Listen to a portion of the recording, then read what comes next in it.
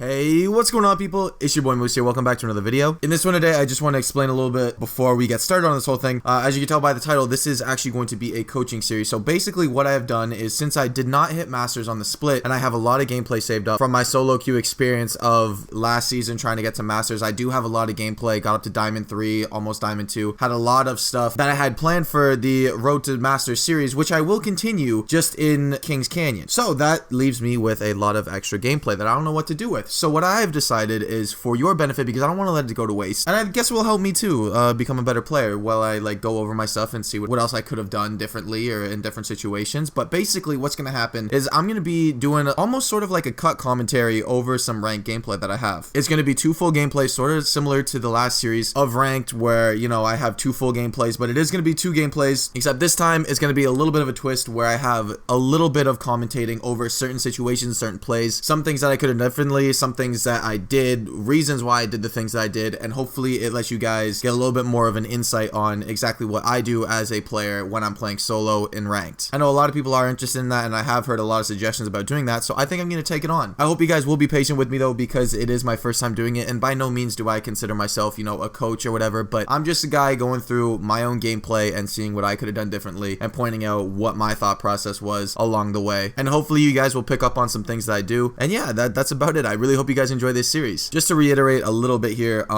for the Road to Masters, because I know a lot of people are going to be asking about that again, I am going to continue that, but it will be on KC. So any extra gameplay that I have from this, I'm going to throw it into the coaching series. And yeah, that's basically it. That's all I got to say. So leave a like on this video if you enjoyed it. Leave a dislike if you didn't. Consider subscribing if you're new. Let me know in the comment section if this actually helped you, because if it did, I will continue doing the series. If it didn't, you were kind of like what's going on, then, you know, I obviously won't continue it, but I'll just upload them as regular gameplays anyways. Thank you guys so much for the continued support, and as always, I'll catch you guys in the next video.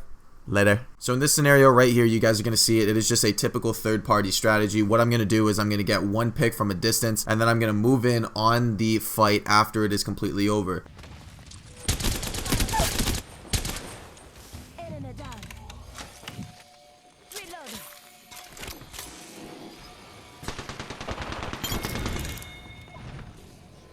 Notices that there are two players on the ground, and on my mini map I understand that my teammates are coming in and pushing in at the same time that I am, so that leaves me a little bit more confidence. Even if I get broken, which you guys will see, what's going to happen is I'm going to instantly re-challenge after, because I know, and I'm looking for a trade here. I'm not looking to get this kill. What I'm looking for is to do enough damage to the opposing bloodhound that is still up on the team, to the point where my teammate can come in and hit, like, you know, 2 or 3 shots maybe at most and get that kill, and we're all going to get a hard reset and get all the loot.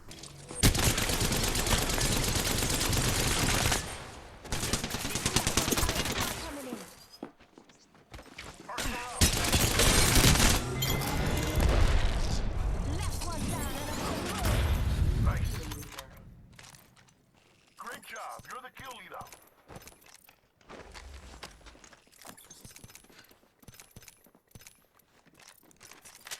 Help run if you need it. Patching myself up a bit.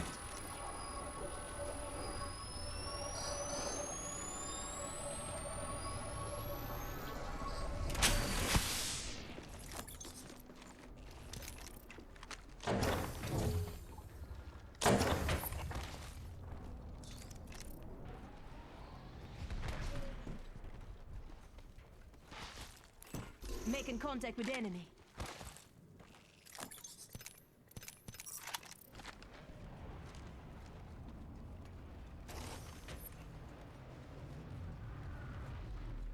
Let's go this way. Hostile over there. Now this next sequence is very, very simple, and it is a very simple strategy. Obviously you are at a man advantage if you see somebody instantly rezzing. So what the teams do and what they usually do is they just ape, and, you know, they take that numbers game, and it's a very, very self-explanatory thing to do. It's a very easy method to apply to your game. But if you see a team that is rezzing, that is near you, chances are you're gonna win that fight 10 times out of 10, 9 times out of 10. The only time you don't is if there is another team contesting it. So before you even think about pushing a team off of res, you need to make sure that in the area there is nobody there, which we already cleared out this area, so that's why we push so heavily. So at this point in time, Heard that.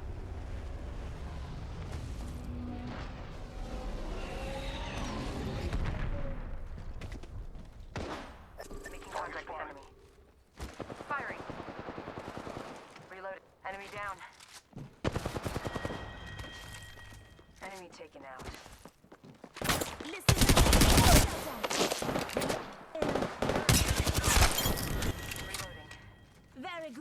We finish off the whole squad. Good job.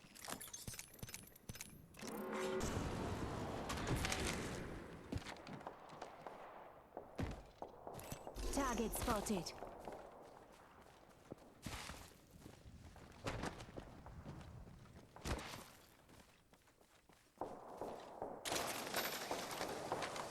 I did hear some shots coming out in front of me right by the area that I am rotating to, so I'm going to try and do my best to get a third party on it. But you guys are going to see that I'm not getting directly involved. What I'm going to do is I'm actually going to take height on them and make sure that I'm able to see exactly where they are before I get too antsy and jump into a fight that I'm not ready to take on.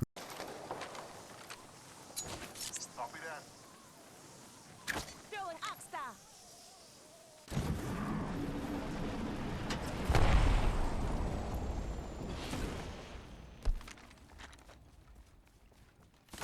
Hostile right here. Raining down Target some spotted. destruction.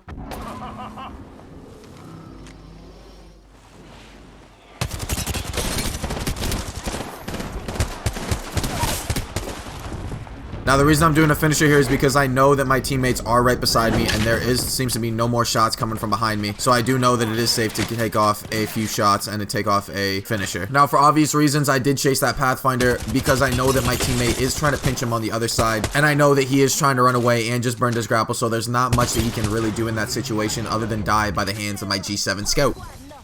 Good kill. Contact with hostile.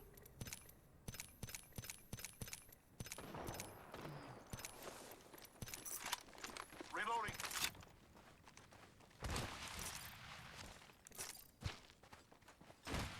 Enemy spotted. Recharging my shield. Taking fire, brother. Target over there. Reloading. Gotta heal. Taking a knee. Recharging shield. I'm getting shot.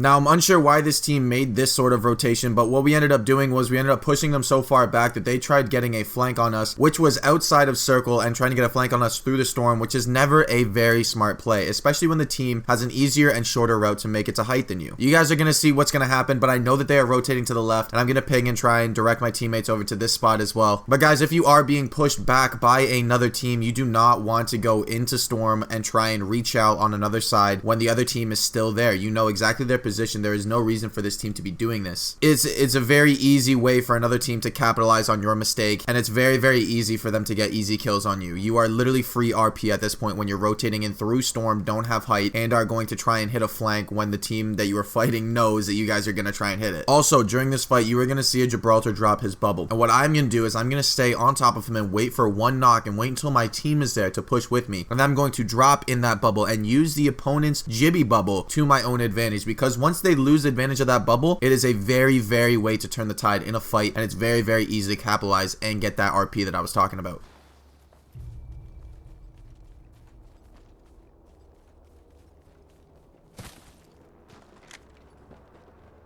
Contact.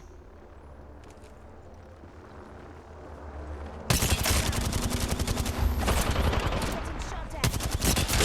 Reloading. Down one. Enemy down. Reloading. Hey, replicator. Falling from the... Recharging shields. Recharging my shields.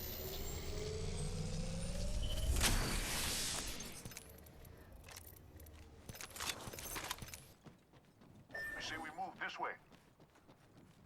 Heard that. Warning. Ring movement in progress. We're all inside the ring. Good. On guard. Watching that spot. Maybe someone... So what's going to happen here is I'm going to actually hear some people flying in behind my teammates. So I'm going to turn and burn that kid with the G7 scout because all three of us are aware that that Wraith just landed. So to get her out of the game as quickly as possible and so we can deal with the threat that is behind us, that is running up on us, we are going to team fire her in a very, very easy way. Now I'm going to get into a little bit of a bind here, and what I'm going to do is I'm going to keep using the rope to my advantage, going up and down it, try my best to keep my movement there so they cannot get easy shots on me from above. Once I see that it is clear, I am going to take the zip line back up because I know that I'm still at a relatively good amount of shields and I can rechow this because I know that I am on par with that Bloodhound with the blue armor versus my red armor. Contact with ice time. I'm taking the shot. Taking fire.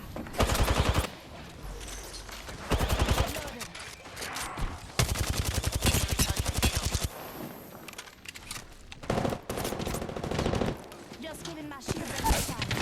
Reloading. I downed an enemy.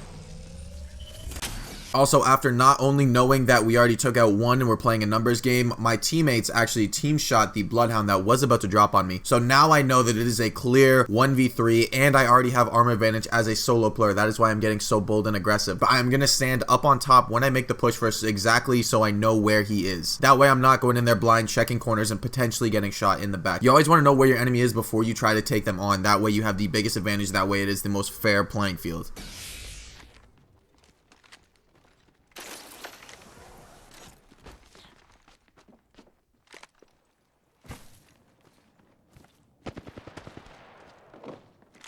Killed an enemy.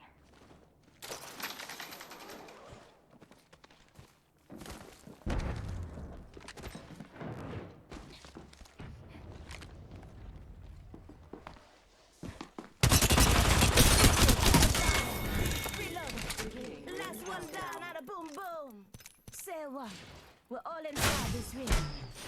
After this sequence happens, we are going to get triple take third party. But what is important to note here that if you are that teammate and you see your teammate healing on a door, guys, please don't open it. I feel like I speak for everybody when I say how big of a bonehead move that is. You see your teammate get absolutely fried by a triple take, are trying to heal up, and they're using the door as their only cover, and you're going to open it to try and ego chow somebody with your own sniper while they are sitting right there defenseless. That is a very, very bonehead move by my teammate, and never try to be like that, okay?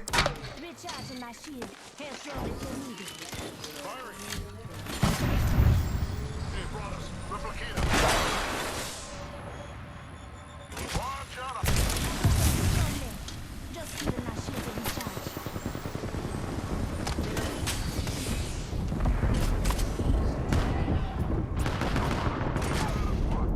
Spotted me. I'm taking shots. Firing. Enemy.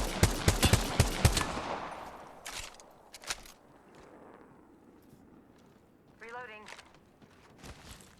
Giving my shields a recharge.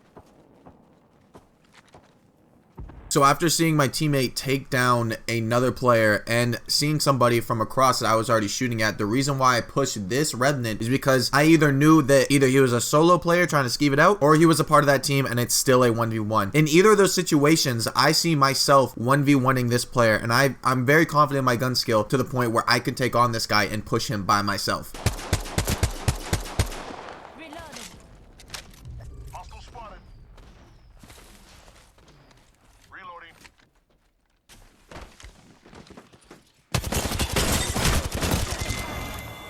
Reload. Last one back. I set the portal. Just a scrape. 1 second. Just get. Taking fire, brother.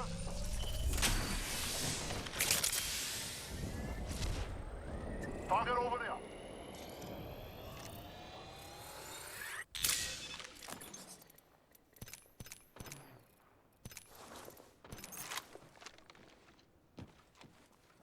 Recharging shields. You guys are going to notice here that I do aim at somebody, and I am aware that somebody is on that backside, but I also know that if I go straight through Geyser, my rotation is going to be extremely poor, and it's going to probably be very congested. There's still 4 squads up, and I guarantee you the 2 that are unaccounted for because I did just spot somebody are going to be over there inside Geyser already waiting. So what my thought process is I'm going to try and go behind the cut and gain height on pretty much every single team. That way I become the ultimate third party. I don't want to be the first third party and then get fourth party. You You know what I mean? I want to be the very last team that gets in there. And if I'm not, I'm still trying to make it so I have the ultimate height and the ultimate position from another team that could potentially push us from another angle. You guys are going to see that shortly, but the reason why I enjoy doing this is because I know for a fact that nobody is going to be rotating behind us. And if nobody is rotating behind you, all that's left is in front of you. And that's exactly what you want, especially when you're pushing the last few teams.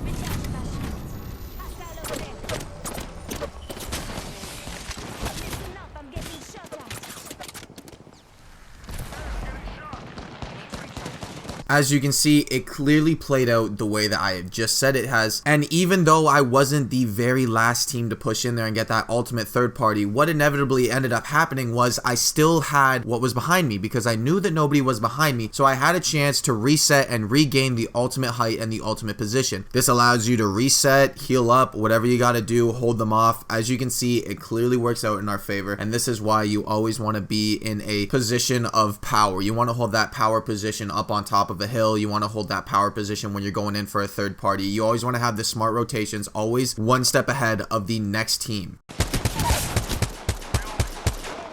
us some cover for my brothers. Giving my shield to recharge. Just a scare. 1 second. Reloading. Listen up. Get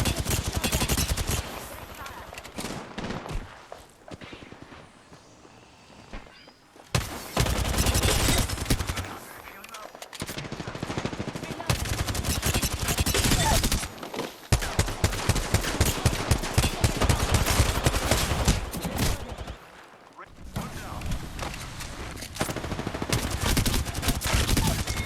And just like that, the win is in the bag. GG's, ladies and gentlemen. Thank you guys so much for watching.